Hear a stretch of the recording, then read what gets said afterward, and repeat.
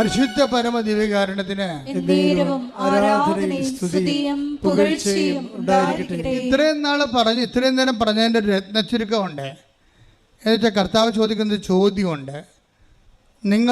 നിങ്ങൾക്കെതിരെ 20,000 പേരുമായിട്ട് വരുന്ന പടയാളികളോട് നിങ്ങളുടെ 10,000 പേരെ കൊണ്ട് ചേർത്ത് നിൽക്കാൻ കഴിയുമോ? അപ്പം നമ്മുടെ മെറിറ്റിനെ കുറിച്ചാണ് സംസാരിക്കുന്നത്. എങ്ങനെയാണ് നമ്മൾ ഗ്രേസിലേക്ക് അപ്ലോഡ് ചെയ്യേണ്ടതെന്ന് പറയുകയാണ്. ലൂക്കാ 14:31 20,000 ഭടന്മാരോട് കൂടെ പറഞ്ഞ 20,000 ഭടന്മാരുടെ കൂടെ തനിക്കെതിരെ വരുന്നവനെ 10,000 കൊണ്ട് നേരിടാൻ സാധിക്കുമോ എന്ന് ആദ്യമേ ആലോചിക്കാതെ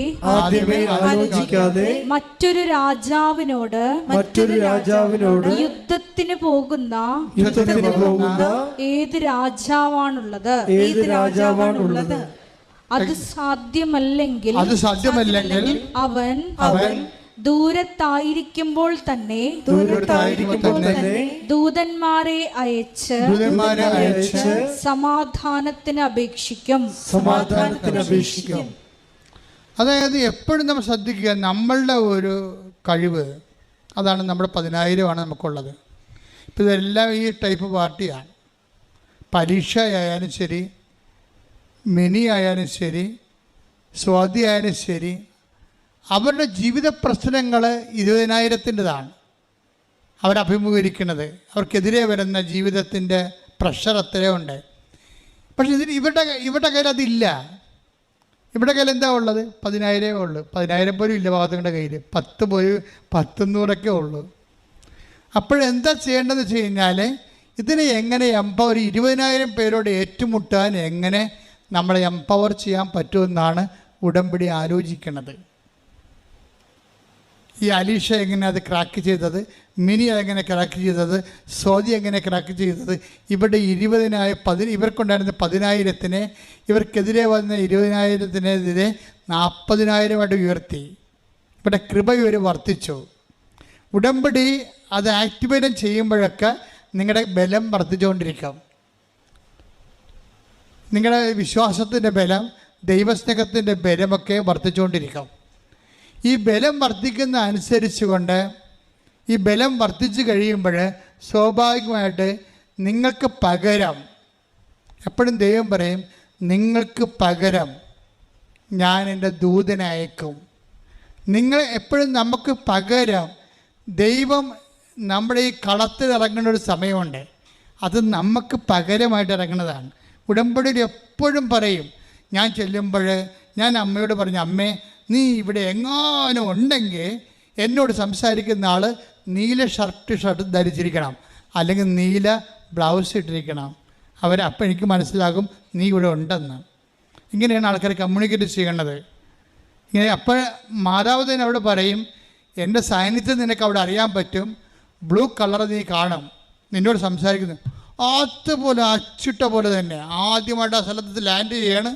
ഇവിടെ ഇൻട്രാക്ട് ചെയ്യേണ്ട ആൾ ബ്ലൂ ഗാർമെൻറ്റ്സിൽ ഇരിക്കണ കാണാം. അപ്പം തന്നെ മനസ്സിലാവും. ഉടനെ അവൾ ഉപ്പിടും. വിശ്വാസപ്രമാണം ചെല്ലും. എന്താ കാര്യം? ഉപ്പെന്ന് പറയുമ്പോൾ എന്താണ്? അത് ലേവ്യയുടെ പുസ്തകത്തിലുള്ളതാണ്. കർത്താവാണ് എൻ്റെ അവകാശമെന്ന്.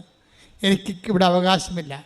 എനിക്ക് എന്തെങ്കിലും അവകാശം ഉണ്ടെങ്കിൽ എൻ്റെ കർത്താവ് തരുന്നതാണ്. ചില ആൾക്കാർക്ക് ഒരു 50% പേർക്ക് ഉടമ്പടി ലാഗ് ചെയ്യുന്നുണ്ട്, ഒച്ചയേണ ഒരു ഇഴയുന്നുണ്ട്. അതിൻ്റെ കാരണം എന്താണെന്ന് വെച്ച് കഴിഞ്ഞാൽ, നിങ്ങളുടെ ആഫ്റ്റർ ലൈഫ് ദൈവത്തിന് നല്ലവണ്ണം അറിയാം. അനന്തര ജീവിതം, ഉടമ്പടി അനന്തര ജീവിതം ഉണ്ടല്ലോ. കാര്യങ്ങൾ കണ്ടു കഴിയുമ്പോൾ പിന്നെ നിങ്ങൾ പള്ളിയില്ല, പട്ടക്കാരനില്ല, വചനം വായനയില്ല. അതാണ് ഉടമ്പടി അനന്തര ജീവിതം.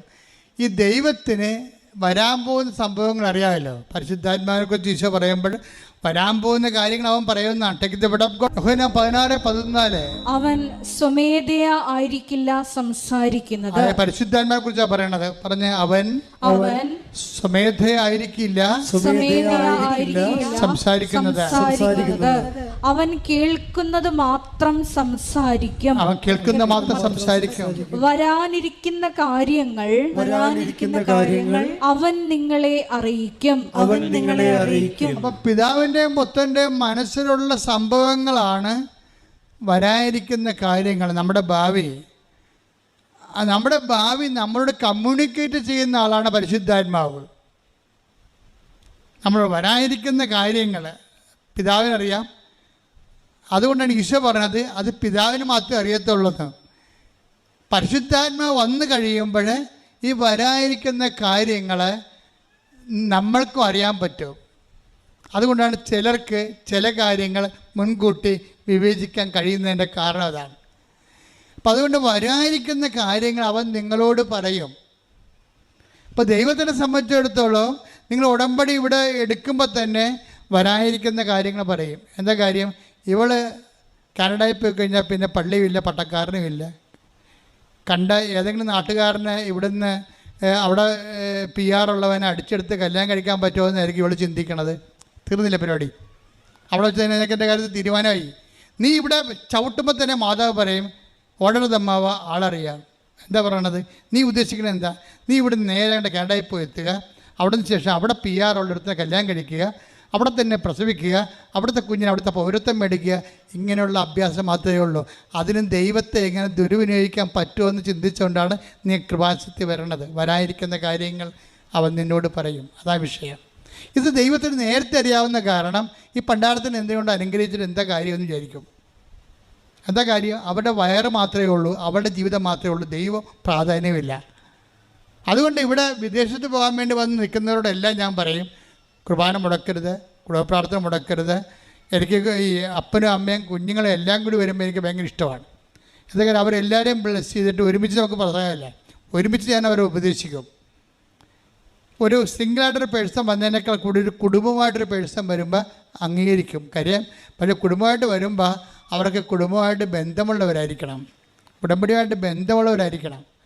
ഉടമ്പടി ഇല്ലാത്ത ബന്ധമില്ലാത്ത ഭാര്യ ഉടമ്പടി എടുത്ത് പ്രാർത്ഥിച്ചിട്ട് ഭർത്താവ് അപ്പുറത്ത് വെള്ളം അടിച്ചുകൊണ്ടിരുന്നിട്ട് അച്ഛനെ കാണാൻ ഡേറ്റ് ആകുമ്പോൾ പുള്ളിക്കാരൻ കെട്ടിയെടുത്ത് പോകുന്നത് ഞങ്ങൾക്കറിയാൻ പറ്റും. മാറിക്കണമെന്ന് പറയും ഞാൻ. കാര്യം അയാൾക്കറിയാം അയാൾ ഇതിൻ്റെ ഓഹരിയില്ലാത്ത ആളാണ്. അപ്പോൾ ഭയങ്കരം ചുമ്മാ തലേ തുണിയിട്ട് വന്ന് അടിച്ചു മാറ്റാൻ നോക്കുകയാണ്. അതല്ല, നമുക്ക് ആൾക്കാരെ കാണുമ്പോൾ അറിയാം കറക്റ്റും കർത്താവിൻ്റെ ലെവലിലാണ് അത് പോണത്. ഇനി ചില ആൾക്കാർക്കുണ്ട് ഒരു അനുഗ്രഹം മേടിച്ച് കിട്ടിയാൽ പിന്നെ ജീവിതം കർപ്പീകരിക്കാൻ വേണ്ടി ദൈവത്തോട് ഓപ്പൺനെസ് ഉള്ളവരുണ്ട്. അവരെ കാണുമ്പോൾ നമുക്കറിയാൻ പറ്റും. അവരെ ഞാൻ വിളിപ്പിക്കും ഇങ്ങോട്ട്, ഇനി നിൻ്റെ ഭർത്താവ് വന്നിട്ടില്ലേ ഇവിടെ വരാൻ പറയും. അപ്പോൾ അവരോട് അവിടെ തലയൊക്കെ ഒഴിക്കുമ്പോൾ പറയും നിൻ്റെ ഭർത്താവ് വന്നിട്ടുണ്ടല്ലോ, നിൻ്റെ കൊച്ചു വന്നിട്ടുണ്ടല്ലോ, വരാൻ പറയും. അവർക്കിതോട് ബന്ധമില്ല. പക്ഷെ അവർ വരുമ്പോൾ ഭയങ്കര ആഹ്ലാദത്തോടെ അവർ വരണത്. അപ്പോൾ അവരതോടുകൂടി തീരുമാനിക്കുകയാണ് ഇനി ഞങ്ങൾക്ക് കർത്താവിന് വേണ്ടി ജീവിക്കുമെന്നും പറഞ്ഞുകൊണ്ട്. ഇതൊരു കൃത്യമായിട്ട് നമ്മൾ ദൈവത്തിലേക്കുള്ള ഒരു തിരിച്ചുവരവും ഒരുമിച്ച് ദൈവവുമായിട്ടുള്ള ജീവിതവുമാണ്. ഞാൻ നിങ്ങളോട് എന്താ പറയണമെന്ന് വെച്ച് കഴിഞ്ഞാൽ, ഇങ്ങനെ ഒരു ലെവലിലേക്ക് നിങ്ങൾ ആദ്യമേ വരുമ്പോൾ തന്നെ നിങ്ങൾ ദൈവത്തിന് നിങ്ങളെക്കുറിച്ച് അറിയാൻ പറ്റും. നിങ്ങളുടെ അനന്തരം ഉടമ്പടി അനന്തര ജീവിതത്തെക്കുറിച്ച് അറിയാൻ പറ്റും. അതുകൊണ്ട് ഇപ്പം തന്നെ നിങ്ങൾ മുൻകൂർ ജാമ്യം എടുക്കണം. അപ്പോൾ കർത്താവ് പറഞ്ഞ അതാണ്, നിനക്ക് തോൽപ്പിക്കാം, നീ തോക്കുമെന്ന് കണ്ടാൽ മുൻകൂട്ടി ചെന്ന് അവനുമായിട്ട് അനുരഞ്ജനപ്പെടണമെന്ന്.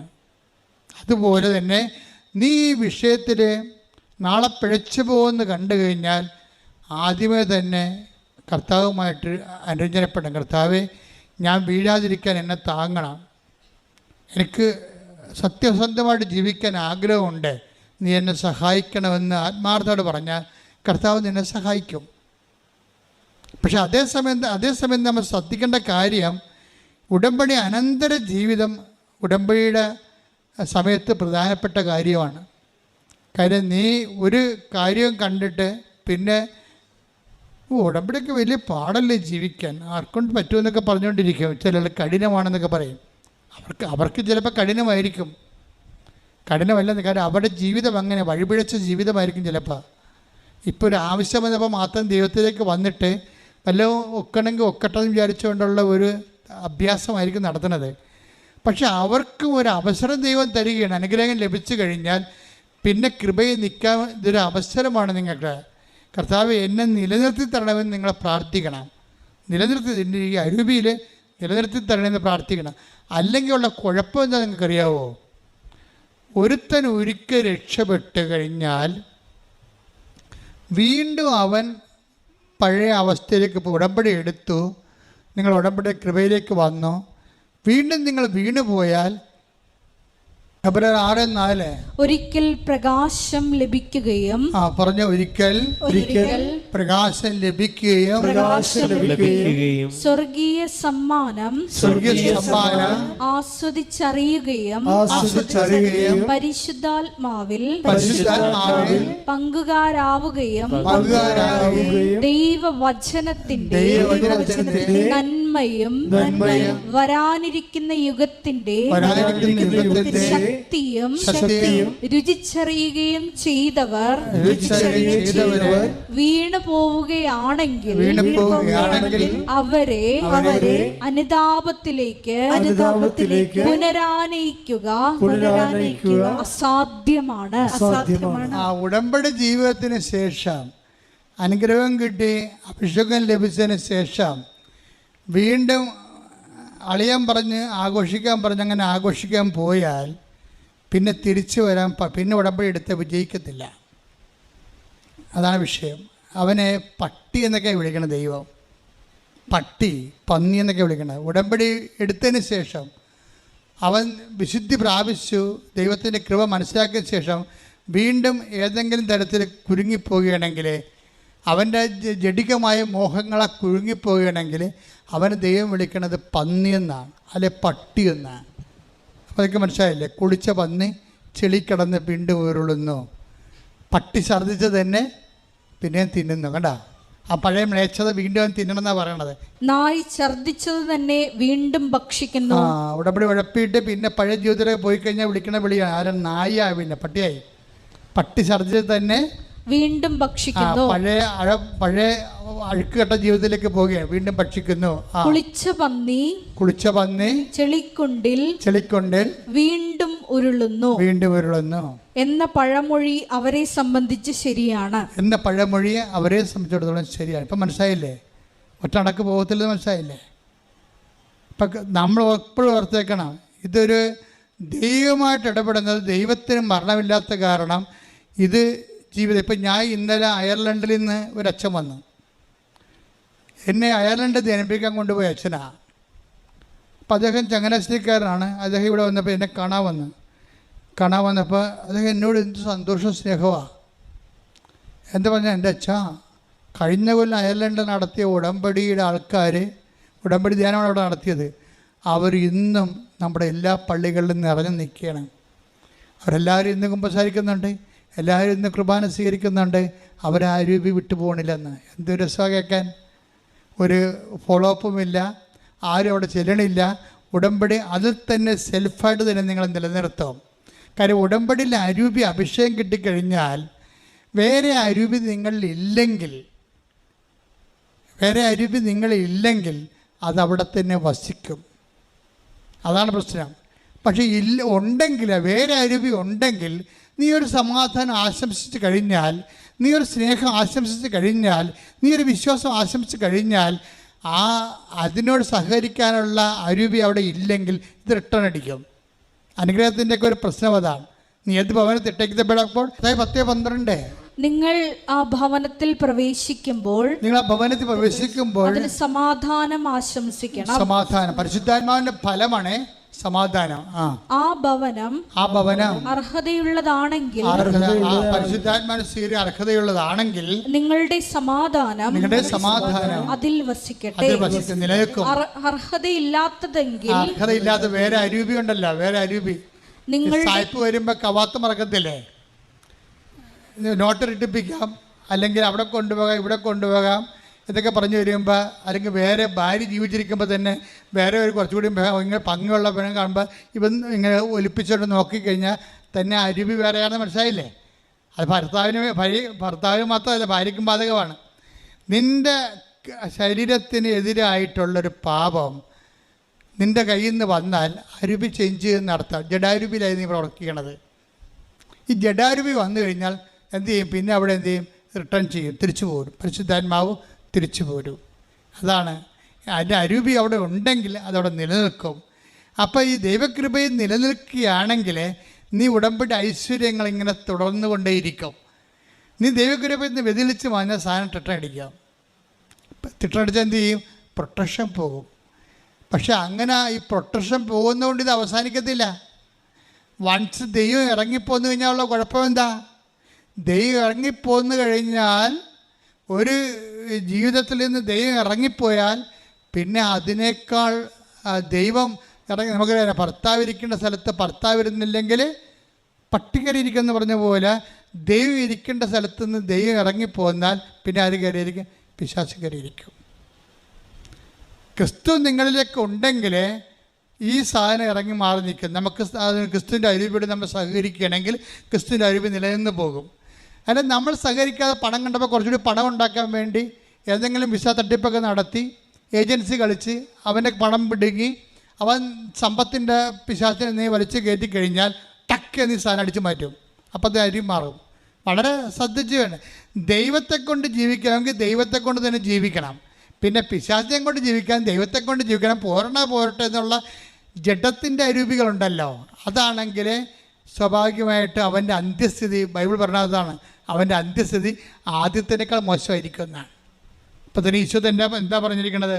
10:12-43 അശുദ്ധാത്മാവ് ഒരു മനുഷ്യനെ വിട്ടുപോകുമ്പോൾ അത് ആശ്വാസം തേടി വരണ്ട സ്ഥലങ്ങളിലൂടെ അലഞ്ഞു നടക്കുന്നു, എന്നാൽ കണ്ടെത്തുന്നില്ല. അപ്പോൾ അത് പറയുന്നു, ഞാൻ ഇറങ്ങിപ്പോന്ന എന്റെ ഭവനത്തിലേക്ക് തിരിച്ചു ചെല്ലും. പഴയ കക്ഷികളൊക്കെ തിരിച്ചു വരാൻ സാധ്യതയുണ്ടെന്ന് മനസ്സിലായില്ലേ? ഉടമ്പടി കൊണ്ട് നിങ്ങൾ ഉടമ്പടി ജീവിച്ചതിനെ പ്രതിരോധിക്കുന്നില്ലെങ്കിൽ പഴയ കക്ഷികൾ, ഇറങ്ങിപ്പോകുന്ന കക്ഷികളൊക്കെ തിരിച്ചു വരും. എന്തൊക്കെയാണത്? ആദ്യം പറഞ്ഞ കക്ഷികൾ, ജഡത്തിൻ്റെ മോഹങ്ങൾ, ആഭിചാരം, വ്യഭിചാരം, ദുഷ്ടത, പരദൂഷണം, ഈ സാധനമൊക്കെ തിരിച്ചു വരും. ഇതൊക്കെ തിരിച്ചു വന്നിട്ടുണ്ടെങ്കിൽ മനസ്സിലാക്കുക, കർത്താവ് ഇറങ്ങിപ്പോന്നു കഴിഞ്ഞു. കർത്താവ് ഇരുന്ന ചെയർ മാത്രമേ ഉള്ളൂ, ഇപ്പം ചെയറേ ഇരിക്കണത് മറ്റേ കക്ഷിയാണെന്ന്. അതാണ് ഉടമ്പടി ലാഗ് ചെയ്യണതിൻ്റെ കാരണം. ഇവിടെ ആധ്യാത്മിക ജീവിതം നിങ്ങൾ വിചാരിക്കുന്ന പോലെ ഈസിയുമാണ്, അതേസമയം തന്നെ കുറച്ച് ശ്രദ്ധ വേണ്ട കാര്യങ്ങളും കൂടിയാണ്. അപ്പം നിങ്ങൾ പ്രാർത്ഥിക്കേണ്ടത് എന്താണ്? അവളുടെ പ്രാർത്ഥന, സ്വാതികൃഷ്ണയുടെ പ്രാർത്ഥന ഏറ്റവും നല്ല പ്രാർത്ഥന. കർത്താവേ, എനിക്ക് കാര്യം നടന്നില്ലെങ്കിലും നമ്മൾ തമ്മിലുള്ള ബന്ധം പോകരുത്. എന്തൊരു പ്രാർത്ഥനയാണ്! സ്വർഗം ത്രസിക്കുന്ന പ്രാർത്ഥനയാണ്. അതൊരു അക്രൈസ്തയുടെ വായിന്ന് വീഴെന്ന് പറയുമ്പോൾ ഉണ്ടാകുന്ന ഒരു അഭിഷേകം എന്താ? ഒരു ഒന്നൊന്നര അഭിഷേകം ദൈവം എല്ലാവർക്കും ഓഹരിയാക്കുകയാണ് ഉടമ്പടിയിലൂടെ. കൈയെടുക്കട്ടെ, ശ്രദ്ധിക്കട്ടെ.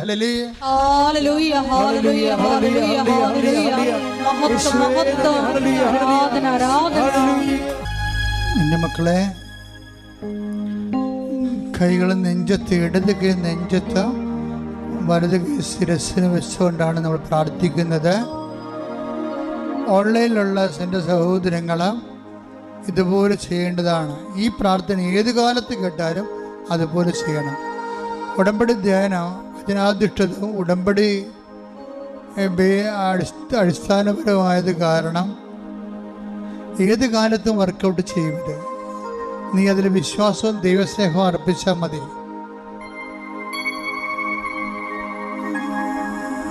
രോഗങ്ങളുടെ മേലും ജീവിത പ്രാരാബ്ധങ്ങളുടെ മേലും സമാശ്വാസം പ്രാപിക്കാനുള്ള പ്രാർത്ഥനയുടെ സമയമാണ്. എല്ലാവരും ശ്രുതിക്കട്ടെ, ഇടിമുഴക്കം പോലെ ശ്രുതിക്കട്ടെ. കർത്താവിന്റെ ഉന്നതമായ നാമത്തിന് സ്വന്തം ചെയ്യുന്നു. കർത്താവിന്റെ വിശുദ്ധ പൗരോഹിത്യത്തെ മഹത്വപ്പെടുത്തണമേ. കർത്താവെ, സഭയിലുള്ള സാന്നിധ്യം പ്രകടമാക്കണം. 38 വർഷം ഞാൻ അർപ്പിച്ച കൃപാനയുടെ യോഗ്യതയാണ്. കൃപാസാൽത്താറെ ജീവനോടെ പ്രത്യക്ഷപ്പെട്ട പരിശുദ്ധ അമ്മയുടെ മാധ്യസ്ഥത്തിലെ ഈ അൾത്താറയിൽ നടന്നിട്ടുള്ള 10,000-കണക്കിന് ആരാധനയുടെ ശക്തിയാൽ കർത്താവേ നിന്റെ ഉന്നതമായ നാമത്തിൽ അടയാളം കാണിക്കണമേ. അങ്ങനെ ഉന്നതമായ കരബലത്താൽ അടയാളം കാണിക്കണമേ കർത്താവേ. ഓരോ മകൻ്റെ മേലും മകളുടെ മേലും അങ്ങ് തിരുമുറുമാർന്ന വലതുകരം ആണിപ്പെടുതാർന്ന അത്ഭുതകരം വെക്കണമേ അപ്പാ. അങ്ങ് പുത്രനെ യേശുക്രിസ്തു നാമത്തിൽ അടയാളം കാണിക്കണമേ അപ്പാ. അങ്ങ് പുത്രനെ യേശുക്രിസ്തു നാമത്തിൽ അത്ഭുതങ്ങൾ ഭക്ഷിക്കണമേ അപ്പാ. എല്ലാ മക്കള്, തളർന്നുപോയ മക്കള്, വാടിപ്പോയ മക്കള്, ആറിപ്പോയ മക്കള് എല്ലാം പരിശുദ്ധാത്മാവിൽ ശക്തിപ്പെടണമെന്ന് പ്രാർത്ഥിക്കുന്നപ്പാ. കർത്താവിൻ്റെ ശക്തി ഇടിമുഴക്കം പോലെ, അടുപ്പിട പോലെ ഓരോ മകൻ്റെ മേലും ഓരോ മകളുടെ മേലും പതിക്കട്ടെ. എല്ലാ ഉച്ചമുതൽ ഉള്ളംകാല് വരെ കർത്താവിൻ്റെ രക്തം പടരട്ടെ. ഉച്ചമുതൽ ഉള്ളംകാല് വരെ കർത്താവിൻ്റെ രക്തം പടരട്ടെ. എല്ലാ കോശങ്ങളിലും, എല്ലാ പേശികളിലും, എല്ലാ ആന്തരിക അവയവങ്ങളിലും കർത്താവിൻ്റെ രക്തം പടരട്ടെ. വാതരോഗങ്ങൾ, PCOD രോഗങ്ങൾ, ഫിസ്റ്റുല രോഗങ്ങൾ, തൈറോയ്ഡ് രോഗങ്ങൾ, പ്രോസ്റ്റേറ്റ് രോഗങ്ങൾ, ഗർഭാശയ രോഗങ്ങൾ, ആമാശയ രോഗങ്ങൾ, കരരോഗങ്ങൾ, കിഡ്നി രോഗങ്ങൾ, ക്യാൻസർ രോഗങ്ങൾ, എപ്പിലെപ്സി രോഗങ്ങൾ, ഓട്ടിസം രോഗങ്ങൾ യേശു ക്രിസ്തുവിൻ്റെ ഉന്നതമായ നാമത്തിൽ മാറിപ്പോകട്ടെ. ശ്രുതിക്കട്ടെ, ശ്രുതിക്കട്ടെ.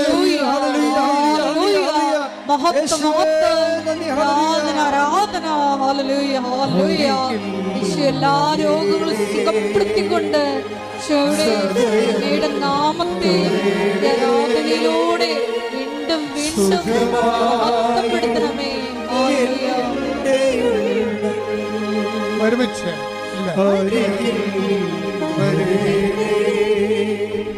സദയം തുടരണേ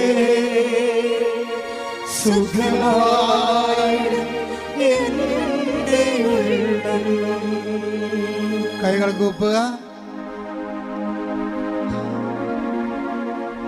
മക്കളില്ലാത്ത ദമ്പതികൾക്ക് വേണ്ടി പ്രാർത്ഥിക്കാൻ പോകുന്ന, ഗർഭിണികളായ മക്കൾക്ക് വേണ്ടി പ്രാർത്ഥിക്കാൻ പോകുന്ന, ഗർഭാശയത്തിൽ തകരാറുള്ള മക്കള്, സിസ്റ്റുള്ള മക്കള്, ഗർഭാശയത്തിൽ ലിക്വിഡ് കൂടുതലായിട്ടുള്ള മക്കള്,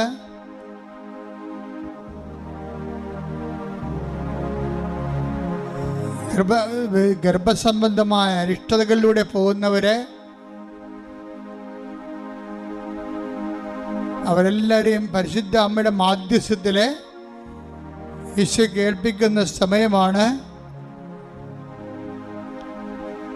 വ്യത്യസ്തമായ രോഗങ്ങൾക്ക് ചികിത്സയിലിരിക്കുന്നവര്, അവരെല്ലാം പരിശുദ്ധ ഈ ആൾത്താരെ നടന്ന 10,000-കണക്കിന് ഉടമ്പടിയുടെ പിൻബലത്താലാണ് അവർക്ക് വേണ്ടി പ്രാർത്ഥിക്കുന്നത്. അന്യരാജ്യങ്ങളിൽ അകപ്പെട്ടിരിക്കുന്നവര്, വിസ നഷ്ടപ്പെട്ടവര്, കയറിപ്പോരേണ്ടി വരണവര്, കേസിൽ അകപ്പെട്ടിരിക്കുന്നവര്, ജപ്തി നടപടിക്കാര്, സ്ഥലം വിൽക്കാൻ ആഗ്രഹിക്കുന്നവര്, ഭവനരഹിതര്, കുടുംബ കോടതിയിൽ കേസുമായിട്ടിരിക്കുന്നവര്, പിരിഞ്ഞു പോകുന്നവര്, തിരിച്ചു വരാൻ ആഗ്രഹിക്കുന്നവര്, വിവാഹത്തിനുണ്ടാകുന്ന എല്ലാ തടസ്സങ്ങളിലും വിഷമിക്കുന്നവര് എല്ലാവരും സമർപ്പിച്ചുകൊണ്ട് പ്രാർത്ഥിക്കുന്ന സമയമാണ്. കർത്താവേ, നിന്റെ തിരുമുറുവാടുന്ന, നിന്റെ ആണിപ്പെടുതാറുന്ന അത്ഭുതകരത്താൽ മക്കളെ സ്പർശിക്കണമേ. കർത്താവെ, കരുണ കാട്ടണമേ. നിന്റെ തിരുവിലാലും മുറിവിനെ ഓർത്ത് കരുണ കാട്ടണമേ. നിന്റെ മുൾക്കിടത്തിലെ ചോരപ്പാടുകളെ ഓർത്തുകൊണ്ട് കരുണ കാട്ടണമേ. നിന്റെ മരക്കുരിശിനെ ഓർത്തുകൊണ്ട് കരുണ കാട്ടണമേ. കർത്താവെ, ഞങ്ങളുടെ യോഗ്യത കൊണ്ട് കർത്താവെ, അങ്ങയുടെ യോഗ്യതയാൽ മാരക രോഗങ്ങൾ, തീരാവേദികൾ, ജീവിത ദുരിതങ്ങൾ യേശു ക്രിസ്തുവിന്റെ നാമത്തിൽ മാറിപ്പോകട്ടെ.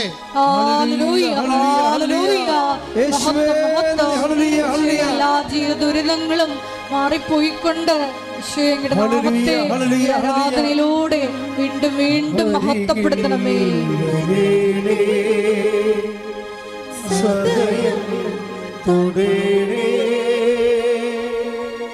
സുഖമായിടും എൻ്റെ ഉള്ളം അരികിൽ വരേണേ, സദയം തുടരണേ സുഖമായിടും എൻ്റെ ഉള്ളം. മുട്ടേ നിൽക്കുക. അച്ഛൻ വിട്ടുപോയ കാര്യങ്ങളെ അനുസ്മരിച്ചുകൊണ്ട് പ്രാർത്ഥിക്കേണ്ട മൗന പ്രാർത്ഥനയുടെ സമയമാണ്.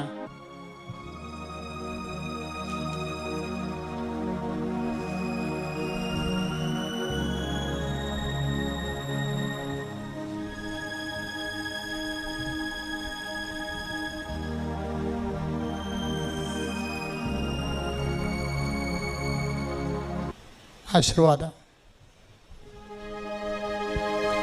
ഒരിക്കൽ കൂടി മരിയൻ ഉടമ്പടിയിൽ സമർപ്പിച്ചിരിക്കുന്ന എല്ലാ വിഷയങ്ങളും ദൈവമാതാവിൻ്റെ മധ്യസ്ഥയിൽ ദിവ്യകാരുണ്യ സന്നിധിയിൽ സമർപ്പിച്ച് നമുക്കൊരു നിമിഷം മൗനമായിട്ട് പ്രാർത്ഥിക്കാം. ഈശോയെ, ഞങ്ങൾക്ക് കിട്ടിയ ജീവിത അനുഭവങ്ങൾ, ജീവിത സാക്ഷ്യങ്ങൾ മറ്റുള്ളവരുമായി പങ്കുവെച്ചുകൊണ്ട് അന്ത്യം വരെയും വിശ്വസ്തതയിൽ നിലനിൽക്കുവാനുള്ള വലിയ കൃപ ഞങ്ങൾക്ക് നൽകണമേ എന്ന് പ്രാർത്ഥിക്കുന്നു.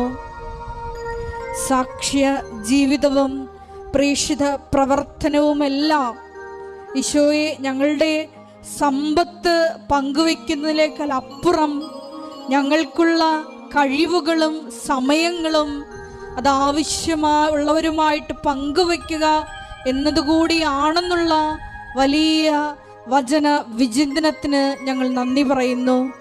ഈശോയെ, ഞങ്ങൾക്ക് കിട്ടിയ കൃപകളെല്ലാം ഈശോയെ അത് ദൈവസ്നേഹത്തോടെ നിന്റെ നാമ മഹത്വത്തിനായി മറ്റുള്ളവർക്ക് കൂടി പങ്കുവെച്ചു കൊടുക്കുവാൻ ഈ ആരാധനയിലൂടെ ഞങ്ങളെ അഭിഷേകം ചെയ്യണമേ എന്ന് പ്രാർത്ഥിച്ചുകൊണ്ട് ശിരസ് നമിച്ച് നമുക്ക് ദിവ്യകാരുണ്യ നാഥൻ്റെ ആശീർവാദം സ്വീകരിക്കാം.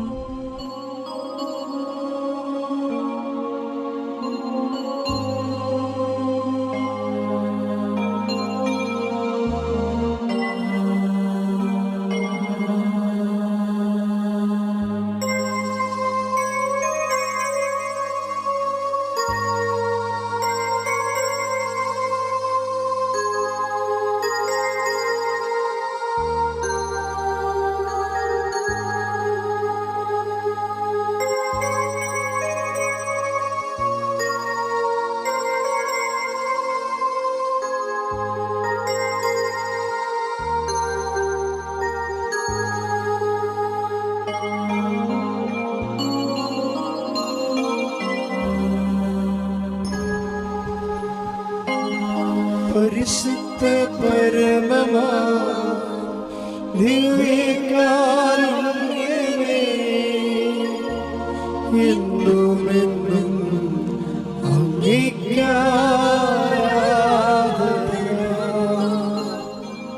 പരിശുദ്ധ പരമമാ ദിവ്യകാരുണ്യമേ, എന്നുമെന്നും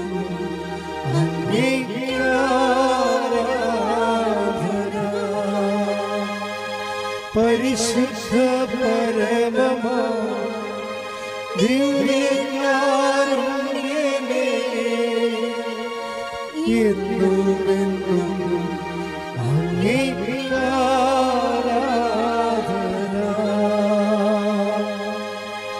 ആവേ ആവേ ആവേ.